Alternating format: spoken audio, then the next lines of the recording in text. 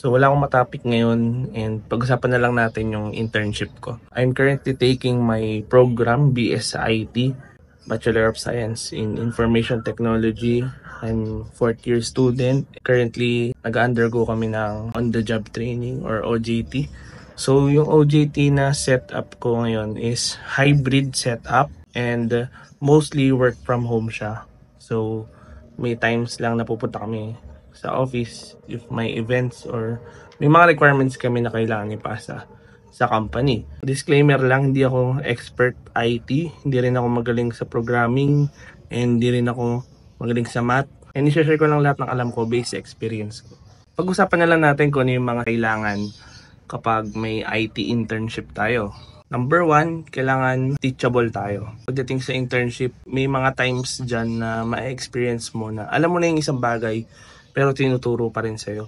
So number 1, dapat teachable tayo. Lagi tayong natuturuan, hindi tayo magmamarunong dahil hindi naman natin alam lahat. So number 2 siguro is available. Kasi darating talaga yung times na papatawag si boss or yung HR ng Zoom meeting or interview.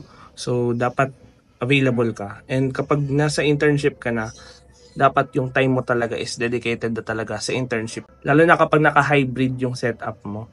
And siguro last, yung skills na kailangan mo dun sa position na ina-applyan mo. Napakahalaga kasi na kung ano ba yung gusto mo talaga matutunan is ayun yung project na papasukan mo. So, kailangan i-prepare mo na yung mga skills na kailangan mo bago ka mag-apply sa internship na papasukan mo. Tsaka huwag ka magsisinungaling sa interview at huwag ka magsisinungaling sa resume mo.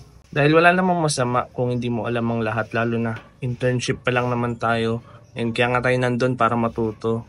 Okay lang yon, kahit intern pa lang tayo, natututo na tayo magpakumbaba. Naiiwasan yung pagmamagaling natin sa ibang mga bagay. Tsaka pag nag-chat yung boss nyo or yung HR, lalo na during work hours, mag-reply tayo, mag-acknowledge tayo kahit reactions lang or mag-reply tayo sa mga chats nila, lalo na kapag urgent. So yun lang muna, wala kasi yung matapik eh. Comment nyo na lang sa baba kung nag-i-internship din kayo, kung ano yung experiences nyo dun sa internship nyo. Yun lang.